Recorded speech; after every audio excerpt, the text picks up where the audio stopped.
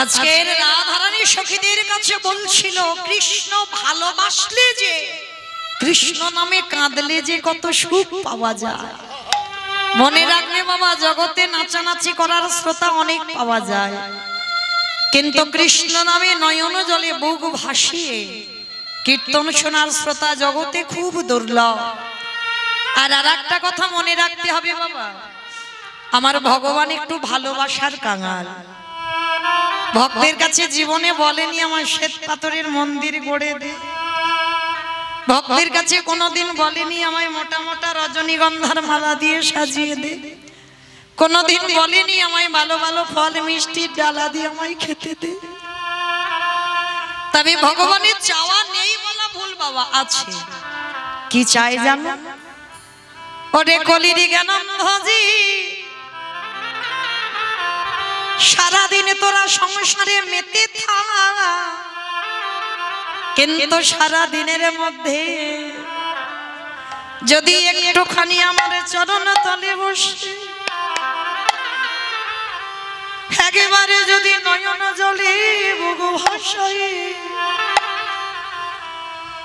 একেবারে যদি বলতে পারিস কৃষ্ণ তোমার গোলাম বলে, আমার যাতে কুলো মানে দেহ মন প্রাণ জীবনে যৌবন যা কিছু আছে তোমায় দিলাম বলে, যদি ডাকার মতো কেউ ডাকতে পারে, আমার ভগবান পৃথিবীর যেখানে থাকুক না কেন, সে যে ভক্তের দাদা আমার দয়াল ছুটে আসে। যদি কেউ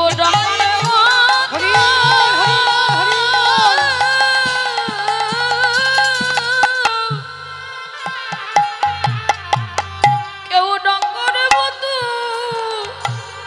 ডাকতে পারে, যে নয় সে কি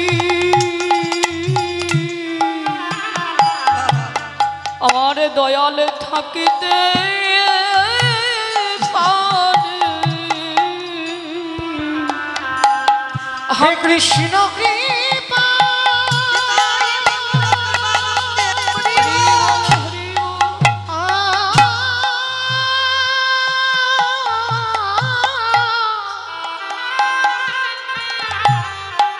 হে কৃষ্ণ কৃপা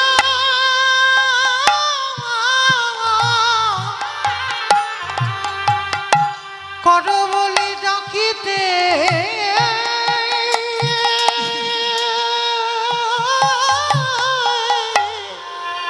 পারে,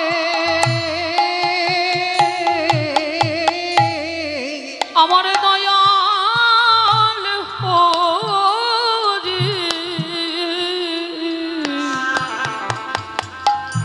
সেজন্য এসে কি থাকিতে পারে। যদি ভগবানের কৃপা পেতে চাও, আমার ভগবান বললেন কলির জ্ঞানন্ধজি, ওগো ভক্ত পদ ধুলা আজ বড়া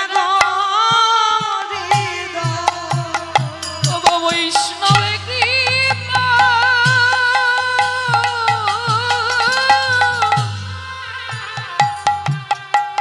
ওগো বৈষ্ণব কৃপা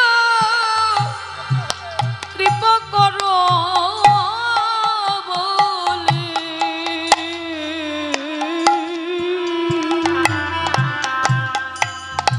ভক্ত চরণ ধুলি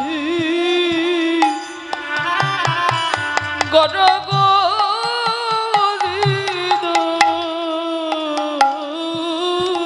শুধু চরণ ধুলি না, ওই ভক্তের পদ ধুলা না,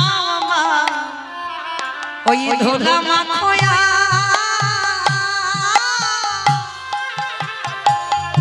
সবাই নয়ন জলে ভাসো। ওগো বৈষ্ণব কৃপা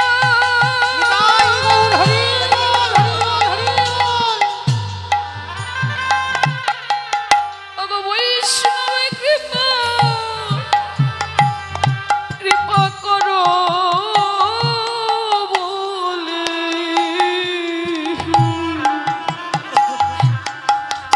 ধুলা গায়ে মাখোয়া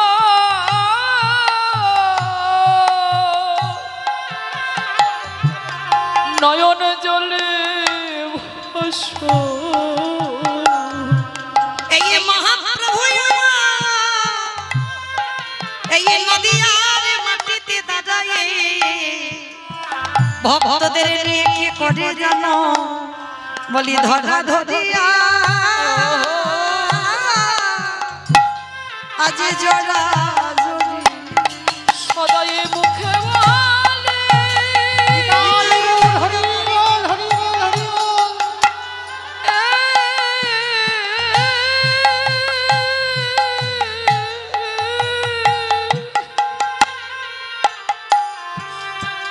সদাই মুখে বলে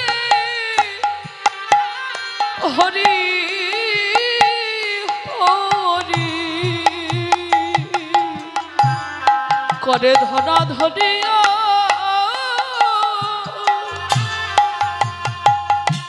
আর জড় জড়ি ওই ধুলা মাখে নয়ন জলে ভাসে ওগো কলির জীবী কেন জানো এই যে ধুলা নাই ধুলি না এই যে হলো গোপী পদ আজ ধুলা মাখে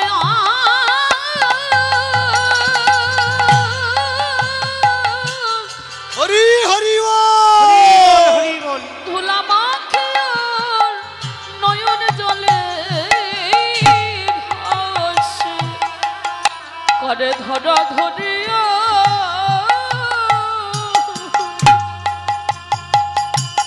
আর জড় জড়ি স্বামী মুখে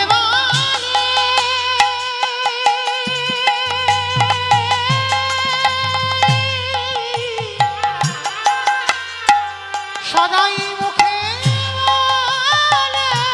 নিতাই গগন করিবা হরি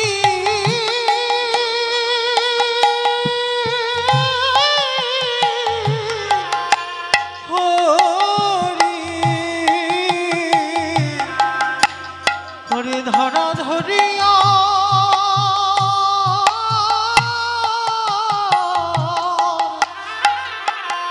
জরা জরি বলে আমি আতি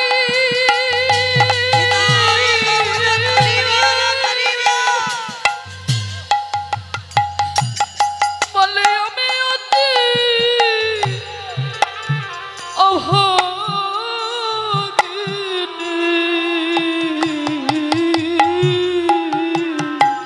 করে ধরা ধরিয়া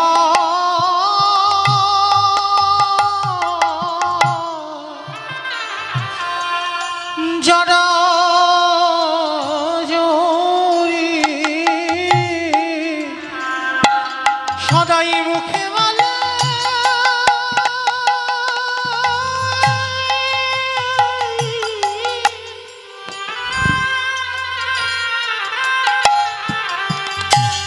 সদাই মুখে বলে হরি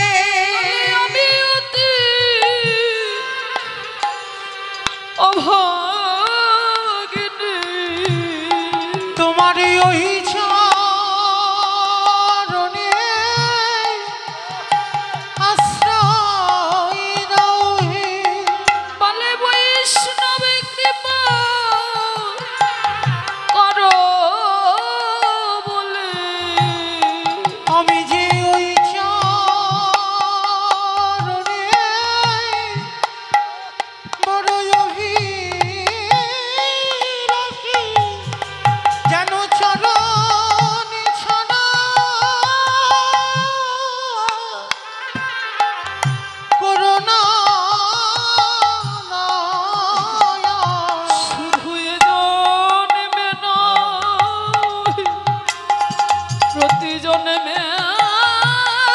জন্মে তোমারই ওই চরণে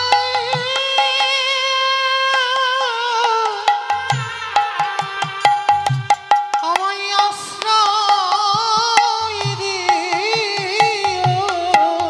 ওই চরণ ছড়ো করো নাহি আমি ওই চরণে জানাই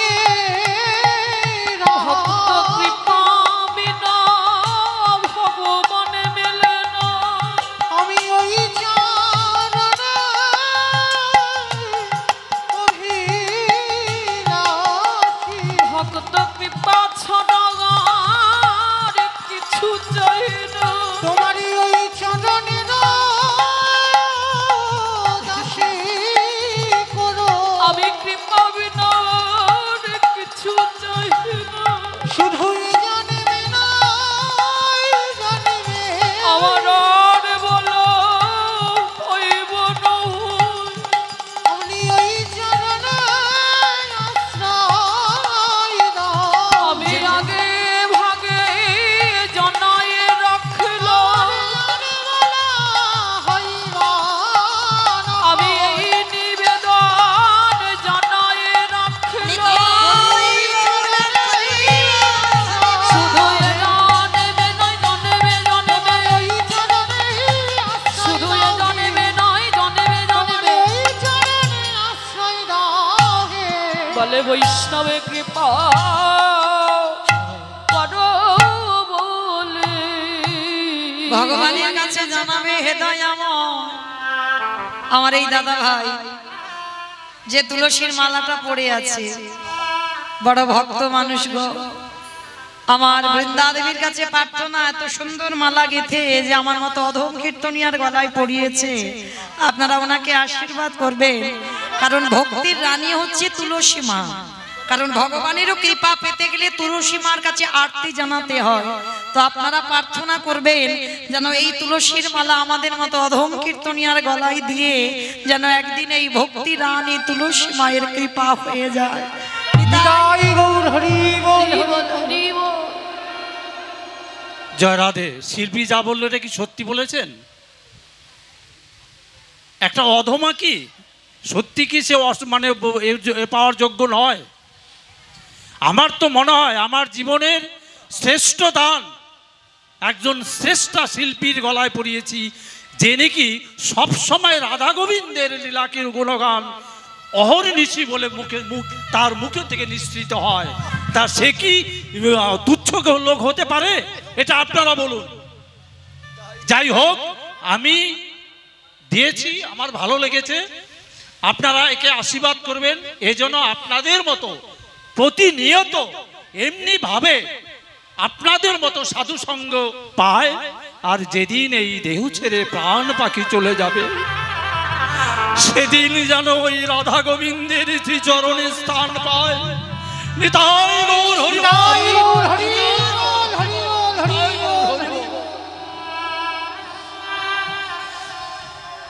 ভগবানের কাছে প্রার্থনা করতে হবে, প্রভু কবে এই বিষয় বৈভবে ত্যাগ করে আমি তোমার চরণে যাব। আর যে ভালো লাগে না বিষয় সংসার, এবার তুমি তোমার চরণে আশ্রয় দাও। আমি কবে যাব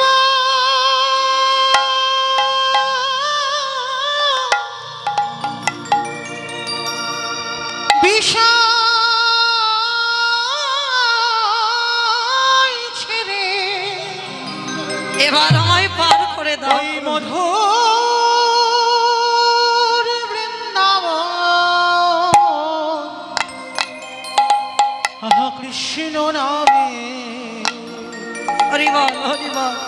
কাঁদেবে কাবে পার করে দাও। পোড়া আমি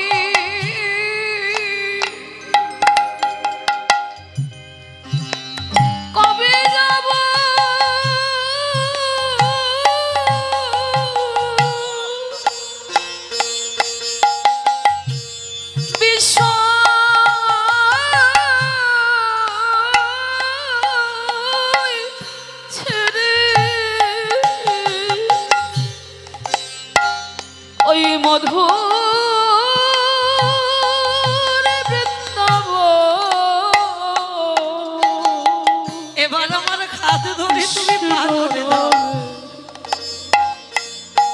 কাঁদবে কবে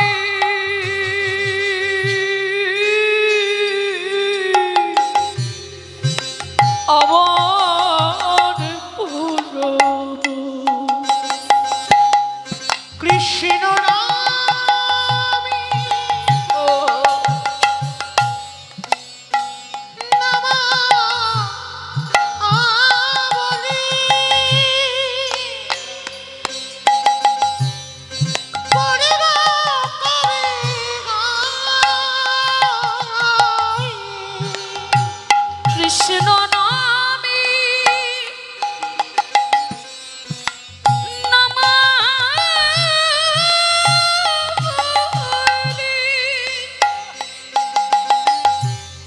পড়ব কবে গাই।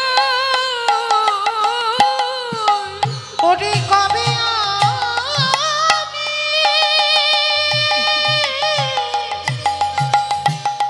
প্রাণ জুড়াবো গিয়ে মথুরায়। ওরে কৃষ্ণ আমার জীবন মরণ। কৃষ্ণ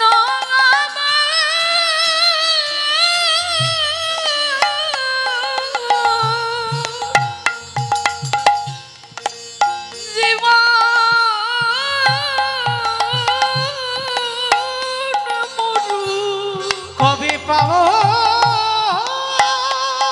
দর্শন। কৃষ্ণ নামে কাঁদবে কবে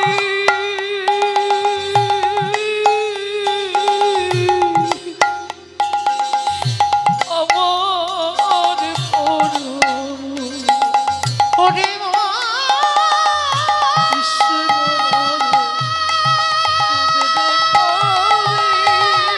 কাঁদবে কবে ওরে মা কাঁদবে কবে আমার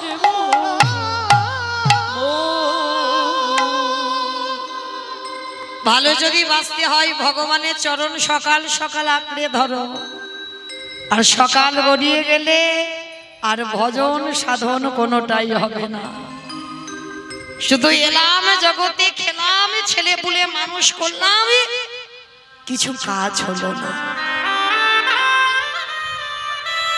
তাই আজকে সেই চৈতন্য মহাপ্রভু নদিয়ার মাটিতে দাঁড়িয়ে বাবা নদিয়ার মাটিতে অবতীর্ণ হয়েছেন। আপনারা বড় ভাগ্যবতী, বড় ভাগ্যবান। কি বাবা ভাগ্যবান ভাগ্যবতী নয়? যে মাটিতে, যে মাটির ধুলি কণায় আমার গৌরের পদধূলি। আপনারা তো সেই মাটির মানুষ।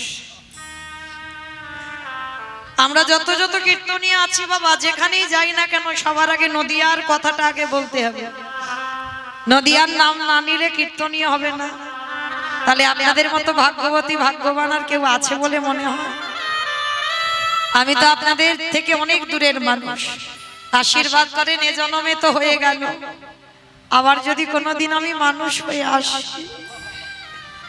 যে কুলেই যাই না কেন যেন এই নদিয়ার মাটিতে যেন ভক্ত শোনে মিশতে পারি। নিতাই গৌর প্রেমানন্দ। হরি বল হরি বল হরি বল। এ জন্মে তো সাধন ভজন কোনোটাই হলো না বাবা। ঢাক এসে গেলে সবাইকে চলে যেতে হবে। কিন্তু জানো, চৈতন্য মহাপ্রভু নবদ্বীপের মাটিতে দাঁড়িয়ে মহাপ্রভুর খুব খুব প্রিয় খাবার ছিল কি জানো? থোর, কচু, কলা, মোচা, এগুলো প্রভুর খুব প্রিয় ছিল। যদি কোনো ভক্ত এই প্রসাদীগুলো যদি করে দেয়, ভগবান বলছে সারা জীবন আমি তার দরজায় বাঁধা হয়ে যাই। বিশেষ করে প্রভু আমার ওই মোচার তরকারি খুব ভালোবাসে। তা প্রতিদিন নিমাই নবদ্বীপ থেকে প্রতিদিন ওই নবদ্বীপের বাজারে বিক্রি করতে বসতো শ্রীধর পণ্ডিত। শ্রীধর বাজারে বিক্রি করত, তেমন তো অর্থ ছিল না। অর্থ না থাকলে বাবা ব্যবসা করবে কি করে? বিনা অর্থে ব্যবসা করত। কি ব্যবসা? রাস্তার ধারে বাবা থোর, কচু, কলা, মোচা এগুলো পাওয়া যায়, অনেক টাকা লাগে না, এইগুলো কেটে এগুলো নিয়ে বাজারে বিক্রি করে। আর নিমাই প্রতিদিন ওই শ্রীধর পণ্ডিতের কাছ থেকে বাজার কিনে খায় প্রতিদিন। মাস চলে যাচ্ছে, বছর চলে যাচ্ছে, শ্রীধরের খুব অভাবে সংসার। তা শ্রীধর একদিন প্রশ্ন করছে, নিমাই তুমি তো রোজ বাজার করো, আমাকে পয়সা দেবে না? তখন কিন্তু জানতো না শ্রীধর যে নিমাই হচ্ছে কলিযুগের ভগবান, কার কাছে কে পয়সা চাইছে। তো নিমাই বলেছিল, দেখো শ্রীধর, আমি বাজার করে নিয়ে যাচ্ছি ঠিক কথা, কিন্তু কথা দিলাম তুমি হিসেব করে রাখো, একদিন সুদে আসলে আমি সব মিটিয়ে দেব। তারপরেই তো নিমাই 24 বছর বয়সে সন্ন্যাসে চলে গেল। সন্ন্যাসের শেষ সময়টা কাটিয়েছিল জগন্নাথ ধাম, পুরী ধাম, লীলাচল।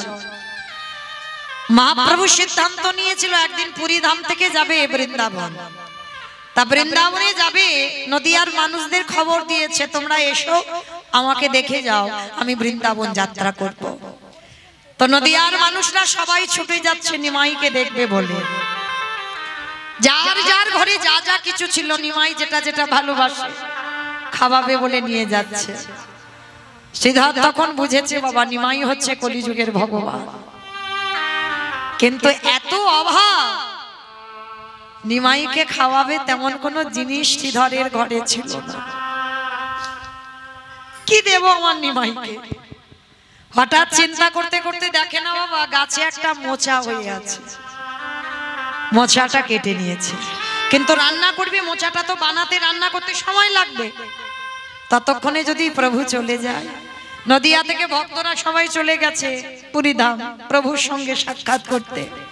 তো শ্রীধর কি করেছে জানো? ওই কাঁচা মোচাটা পুটলিতে করে বেঁধে নিয়েছে। নদিয়ার ভক্তরা সব ভালো ভালো খাবার নিয়েছে, শ্রীধর নিয়েছে একটা কাঁচা মোচা।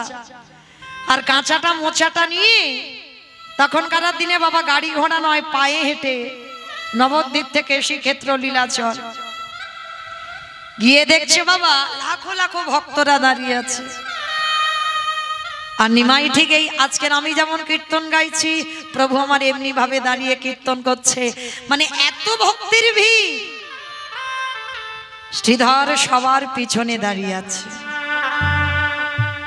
দেখবেন বাবা যারা ভজনের পদ অতিক্রম করছে, আর বেশি গন্ডগোল, বেশি লোকালয়, বেশি লোকজন তাদের পছন্দ হয় না। বেশিরভাগ সময় যেন মনে হয় একাকী বসে নিরজনে থাকি। কারণ ভজনের জায়গাটা হচ্ছে বাবা নিরজন। আমরা লোকালয়েতে জপের মালাতে নাম করি ঠিক কথা, দেহ শুদ্ধ হয়, জিহ্বা শুদ্ধ হয়, কিন্তু আসল ঘরে নাম হয় না। আসল ঘরে নাম করতে গেলে জানালা দরজা বন্ধ করে নিরজনে কৃষ্ণের প্রতিচ্ছবিটাকে হৃদয়ে ধরে নিরজনে বসে আন ভাবনা না ভেবে গৌর চরণে মন দিয়ে নিতাই গৌর প্রেমান হরি বল, হরি বল, হরি বল। শ্রীধর দূরে দাঁড়িয়ে দাঁড়িয়ে কাঁদছে। আর দেখবেন বাবা যারা ভক্ত হয় তারা কোনোদিন কিছু চায় না। যেমন ছিল বাবা রেমুনার গোপীনাথ, যে গোপীনাথ মাধবেন্দ্রপুরীর জন্য বাবা ক্ষীর চুরি করেছিল। এই মাধবেন্দ্রপুরী কেমন বৈষ্ণব ছিল জানো? এখন জগতে একটা মিলবে কি তা সন্দেহ। মাধবেন্দ্রপুরী একটা গাছের তলায় বাবা একটা রাত কাটাতো, দ্বিতীয় রাত নয়। কেন বলেন তো? যদি গাছের প্রতি মায়া জন্মে যায়। রূপ সনাতন শ্রীজীব এরা সব একই ধরনের ভক্ত ছিল। বৃন্দাবনে যখন গেছিল না, একটা গাছের তলায় আজকে রাত কাটাবে, কালকের আর নয়, কালকের অন্য গাছ দেখবে। কেন? এই আজকে থেকেছিলাম এই গাছের তলায়, আবার যদি কালকে থেকে যাই, যদি গাছের প্রতি মায়া জন্মে যায়, এই মায়া যাতে না জন্মায়, এরা প্রতিদিন একটা একটা করে গাছের তলায়। তো সেই যে মাধবেন্দ্রপুরী গাছের তলায় বসেছিল রেমুনা, মলয় চন্দন আনতে এসেছিল না, বৃন্দাবনের গোপীনাথের গায়ে যে জ্বালা করছিল চন্দন লেপন করবে, হঠাৎ দেখে না সন্ধ্যাবেলায় দল বেঁধে ভক্তরা যাচ্ছে। মাধব প্রশ্ন করেছিল, হ্যাঁ গো তোমরা যাচ্ছ কোথায় ভাই? বলে সে কি তোমরা জানো না? আরে আমাদের এখানে গোপীনাথ আছে, গোপীনাথের ওই অমৃতকেলি প্রসাদ, মানে ক্ষীরের প্রসাদ প্রত্যেক দিন গোপীনাথের দেওয়া হয়, আর তার কত স্বাদ জানো, ওইটা পাওয়ার জন্য তো আমরা যাচ্ছি ছুটে। ভক্তের চরিত্র কেমন হওয়া উচিত দেখে। মাধব কথাটা শুনে মাধবেন্দ্রপুরী মনে মনে ভাবছে, গোপীনাথ আমি তো তোমারে কোনোদিন দেখি না, তো আমার খুব ইচ্ছা তোমার এই প্রসাদ অমৃতকেলি নাকি খুব স্বাদ, যদি জানতাম কি করে বানাতে হয় তো আমি আমার বৃন্দাবনে গিরি গোবর্ধনজিকে একটু করে খাওয়াতাম। একবারও কিন্তু বলল না যদি ওই প্রসাদ আমি একটু পেতাম ভগবান ভালো থাকে, এইটা ভক্তের ভাবনা। আমি যেমন তাকে আমার প্রভু ভালো আছে। তা সেই মাধবেন্দ্রপুরী যখন রাত্রির বেলা বসে রইল, কিছু চাইলো না। গোপীনাথ রাতের অন্ধকারে প্রতিদিন 12টা মালসা দেওয়া হতো, একটা মালসা গোপীনাথ মাধবেন্দ্রপুরীর জন্য চুরি করে আঁচলের তলায় মানে চাদরের নিচে রেখে দিয়েছিল। 11টা মালসা বিতরণ করেছে, আর প্রতিদিন কি গুনে গুনে বিতরণ হয়? রাত্রিবেলা যখন গোপীনাথকে শয়ন দিয়ে চলে গেল, দৈববাণী করলো, গোপীনাথ পূজারী পূজারী তুমি তো রোজ 12টা মালসা দাও, আজকের কি এমন হলো তুমি 11টা মালসা ভোগ বিতরণ করলে? প্রভু আমি তো 12টা মালসা দিয়েছি। বলে হ্যাঁ দিয়েছো 12টা মালসা, কিন্তু বিতরণ করেছো 11টা মালসা। প্রভু তাহলে আর একটা মালসা কোথায়? যাও মন্দিরে গিয়ে দেখবে আমার চাদরের নিচে একটা মালসা আমি চুরি করেছি। প্রভু তুমি চুরি করেছো? কার জন্য? যাও ওই দূরে গিয়ে দেখবে গাছতলায় আমার এক কাঙাল ভক্ত বসে বসে খাচ্ছে। ও যে খিদেতে মরে গেলেও কোনদিন কারোর কাছে কিছু চাইবে না। যাও তুমি গিয়ে নিয়ে এসো, ওই ভাণ্ডটা নিয়ে মাধবেন্দ্রপুরীকে খাইয়ে দাও। পূজারী সকাল হতে না হতে ছুটল, কোথায় আছো মাধবেন্দ্রপুরী? যার লাগে গোপীনাথ ক্ষীর কইল চুরি। যখন মাধবেন্দ্রপুরীর কাছে দিল, ক্ষীরটা তো সেবা করলো, কিন্তু বাবা প্রসাদই তো ভগবান চুরি করেছে ভক্তের জন্য, মালসাটা ফেলেনি। মাধবেন্দ্রপুরী মালসাটা আঁচলে রেখে দিয়েছিল। প্রসাদ মালসাটাও তো প্রসাদ। কি বাবা আপনাদের মনে কি এটা জাগে? মালসায় যেটা আসল বস্তু প্রসাদ পেয়ে নিলাম, আর মাটির মাল পাত্রটা ফেলে দিলাম, কিন্তু মাধবেন্দ্রপুরী ফেলেনি। গোপীনাথ আমার জন্য চুরি করেছে। আমি বৃন্দাবনে যাবার পথে যদি খিদে পাই এই মালসাটা টুকরো টুকরো করে আস্বাদন করি। এরা হচ্ছে ভক্ত। ভক্ত সব সময় নিরঞ্জন, ভক্ত সব সময় লোকালয়ে থাকে। আজকে নিরজনে দাঁড়িয়ে আছে শ্রীধর, আর ভক্তরা সবাই লাখ লাখ ভক্ত দাঁড়িয়ে আছে, আর প্রভু হরি নাম করছে, আর পিছনে শ্রীধর দাঁড়িয়ে দাঁড়িয়ে বলছে তোমার নামে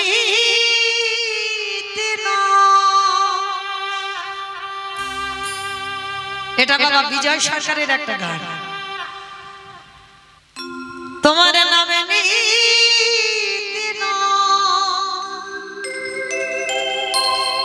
নয়ন ঝরে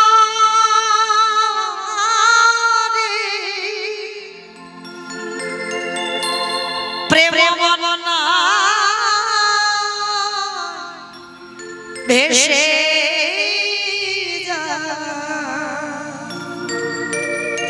ভাষাগুলো লিখেছে দেখো কেমন। বিজয় সরকার ভগবানের উদ্দেশ্যে জানাচ্ছে দয়াময় সারা জীবন আমি যতদিন বাঁচব আমি যেন চিরকাল করে দাও করে দাও তোমার নামে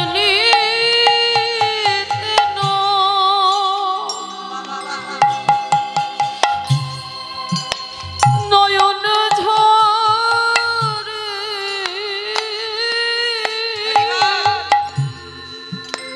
প্রেম মন্ন হেসে আমায় কাকাল করে দিও জন্ম চিরকাল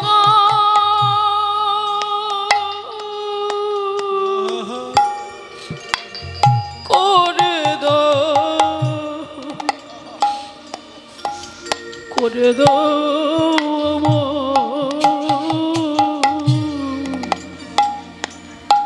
আবারও কি বলছে দেখো আবার যদি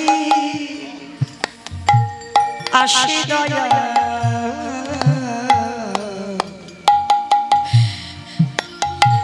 এ ভব সংসারে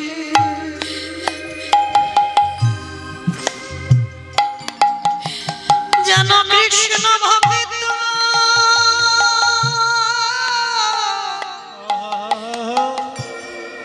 মায়ের ঘরে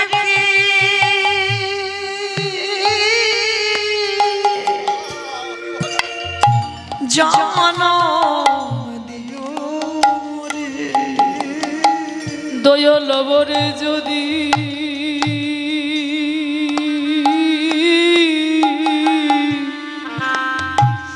আসে দয়াল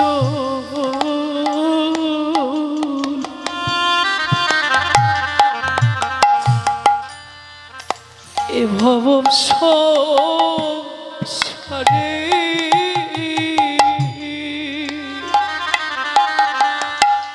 যেন কৃষ্ণ ভক্তি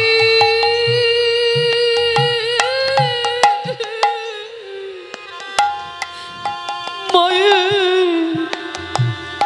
গর্ভে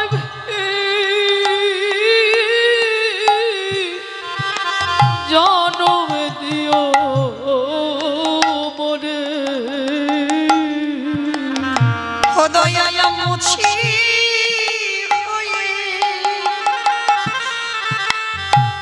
দয়াল আমি সুচি দয়ালে মুচি হয়ে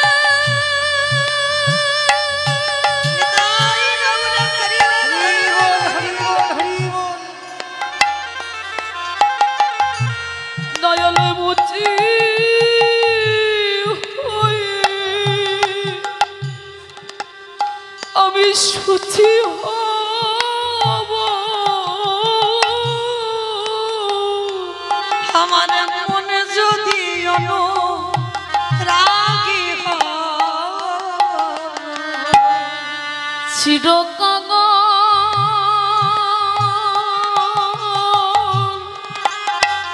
করে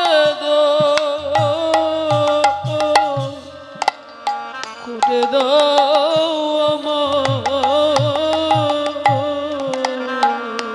কামনা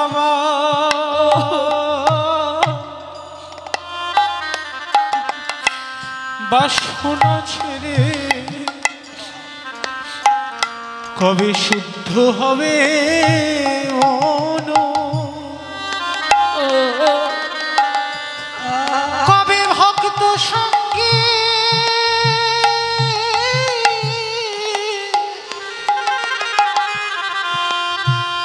প্রেমে তরঙ্গে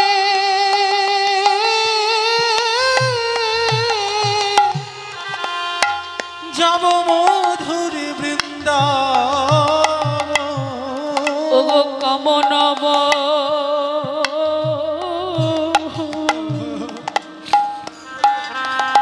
শ্রীধর বাসন ছেড়ে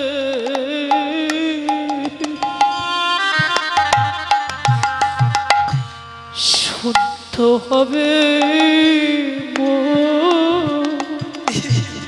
কবে ভক্ত সঙ্গে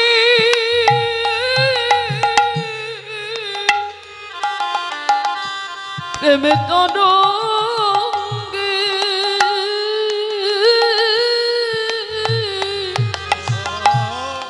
ভাসে বলো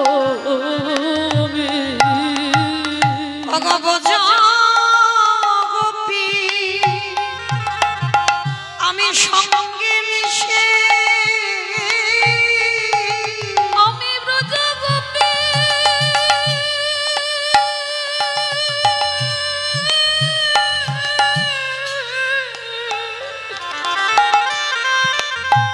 আমি ব্রজ গোপী সঙ্গে মিশে ওই ভক্ত পদ ধুলা মাগব চিরগঙ্গ নিতাই গৌর প্রেমানন্দে হরি বল হরি বল।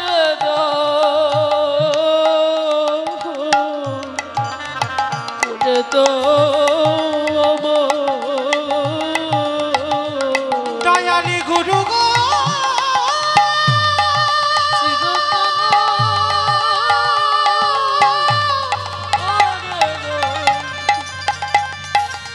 ও গুরু গো দয়া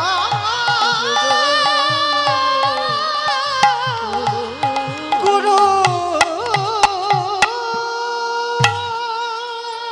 মহাপ্রভু অন্তরে আমি বুঝতে পেরেছি শ্রীধর দূরে কাঁদছে। নিতাই চাঁদকে বলল দাদা তুমি যাও শ্রীধরকে খবর দাও যেন আমার কাছে আসে। নিতাই চাঁদ গিয়ে যেই না শ্রীধরকে খবর দিল বাবা অত ভক্তির মধ্যে শ্রীধরকে গিয়ে নিতাই চাঁদ বলছে শ্রীধর আমার ভাই তোমাকে ডেকেছে। প্রভু ডেকেছে আমার? তাড়াতাড়ি করে পুটলিটা নিয়ে বাবা একেবারে প্রভুর চরণে আছাড় খেয়ে পড়ল। হাত দুটো তুলে শ্রীধরকে বলছে শ্রীধর আমার জন্য তো এরা কত ভালো ভালো খাবার এনেছে। ও শ্রীধর তুমি কি এনেছো? পুটলিটা লুকাচ্ছে। কিছু আনিনি তো প্রভু? আনিনি বললে হবে? আমি জানি তুমি কিছু লুকাচ্ছ। জোর করে প্রভু আমার পুটলিটা নিয়েছে আর নিয়ে বাবা যেই না পুটলিটা খুলেছে দেখেন একটা কাঁচা মোচা। শ্রীধর আমি তো মোচা খেতে ভালোবাসি আর আনলে তো আনলে রান্না করার সময় পাওনি। হে গৌর হরি আমার কানে যখন সংবাদ এলো তখন নদিয়া থেকে সবাই তোমার চরণে চলে এলো। আমারে মনে ভয় হলো মোচা রান্না করতে গিয়ে যদি দেরি হয়ে যায় আর যদি তোমার সঙ্গে সাক্ষাৎ না হয় তাই গৌর হরি কাঁচা মোচা কেটে নিয়ে চলে এলাম। প্রভু জানি এ তো তোমার সেবার যোগ্য আমি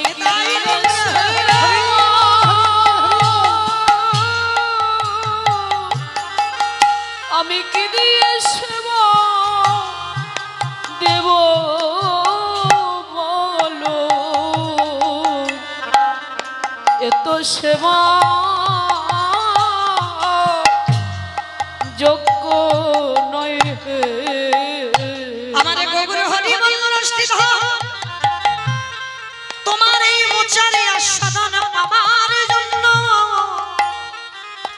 আজই আমি আর বৃন্দাবনে যাব না শ্রীধর। তুমি নিজের হাতে মোচা রন্ধন করে আমাকে তুমি খাইয়ে দেবে তারপরে আমি বৃন্দাবনে যাত্রা করব। তাই করল শ্রীধর। আর সেবা দেবার পর মহাপ্রভু বললেন শ্রীধর গো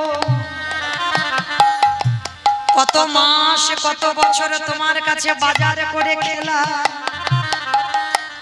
এবারে বলো তুমি আমার কাছে কত টাকা পয়সা চাও? হিসেব করে রেখেছো তো আমি কত বছর তোমার কাছে ওই থোর কচু কলা মোচা লাউ নিয়ে নিয়ে খেয়েছি, বলো তোমার কত টাকা লাগবে? বছরে কত টাকা হয়েছে? শ্রীধর বলল গৌর রেখে আমি সবই দিনের বাজারে হিসাব করে রেখে দিয়েছি, বলো কি চাও তুমি আমার কাছে? দয়াল হরি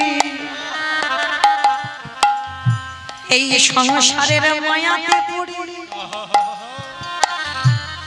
যদি তোমার বাড়ির ঘাটে আমার যেতে দেরি হয়ে যায়,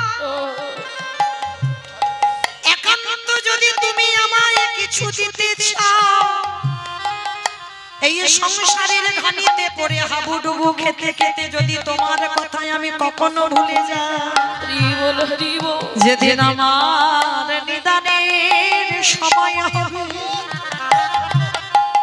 যেদিন আমার চারজনা পাশের দোলায় নিয়ে যাবে,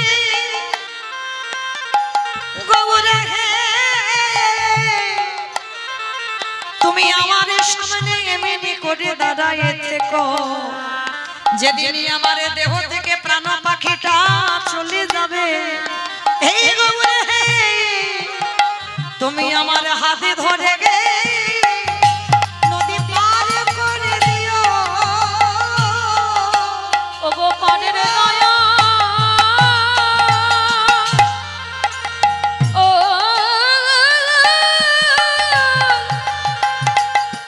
ওরে পানের দয়া গৌরব হাতে ধরে মা পারে করে দিও।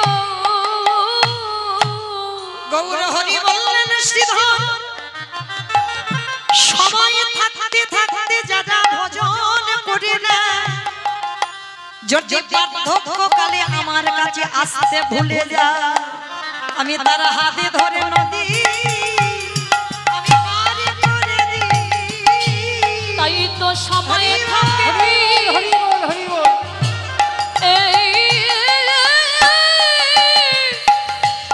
একেবারে বলে নাও হে